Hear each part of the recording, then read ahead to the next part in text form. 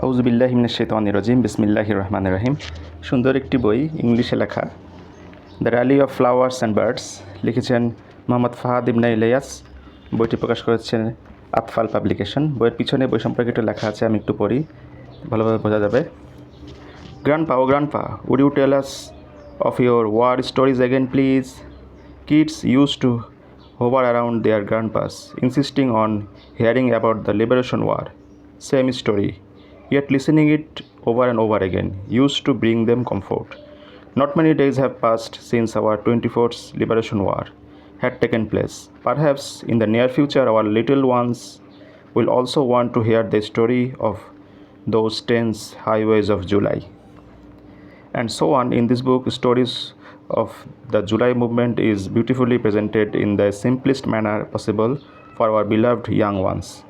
আমরা জানি যে জুলাইয়ের যে গণ অভ্যুত্থান হয়েছিল 24 সালে, তো সেটাতে অনেকজনের অবদান ছিল, বাচ্চাদেরও শিশুদেরও যে কিছু অবদান ছিল সেটা আমরা অনেক সময় ভুলে যাই বা বাচ্চাদেরকে সেটা জানাতে পারি না। সেটা এই জন্যই গল্পের আকারে সুন্দর করে বইয়ের মাধ্যমে লেখক এখানে তুলে ধরেছেন। সুন্দর সুন্দর 3টি গল্প এখানে রয়েছে। আসলে আবেগ ঘন বিভিন্ন উপমা ব্যবহার করে লেখক খুব সুন্দরভাবে বাচ্চাদের উপযোগী করে গল্পগুলো লিখেছেন।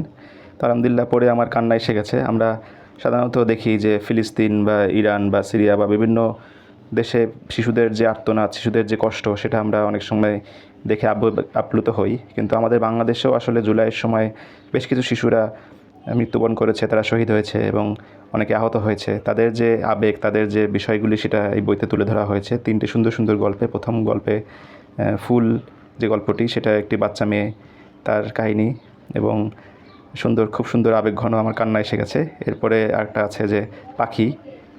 আমরা জানি যে পাখিরা সবসময় মুক্তি চায়, খোলা আকাশে উঠতে চায়, তাদের খাঁচায় বন্দি করে রাখা হলে তারা খুব কষ্ট পায়। এটা জুলাইয়ের মাধ্যমে দেশ যে খাঁচার মধ্যে বন্দি ছিল, এই বিষয়টি খুব সুন্দরভাবে তুলে ধরেছেন লেখক।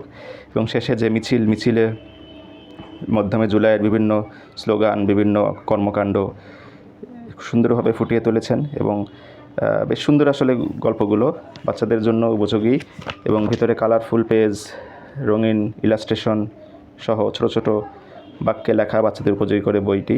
আমরা আমাদের বাচ্চাদেরকে জুলাই অভ্যুত্থান এবং আন্দোলন সম্পর্কে জানানোর জন্য সুন্দর এই বইটি গিফট দিতে পারি, পুরস্কার হিসেবে দিতে পারি বিভিন্ন স্কুল কলেজে এবং আমাদের লাইব্রেরিতেও রাখতে পারি এবং বাচ্চাদেরকে বেশি বেশি শোনাতে পারি।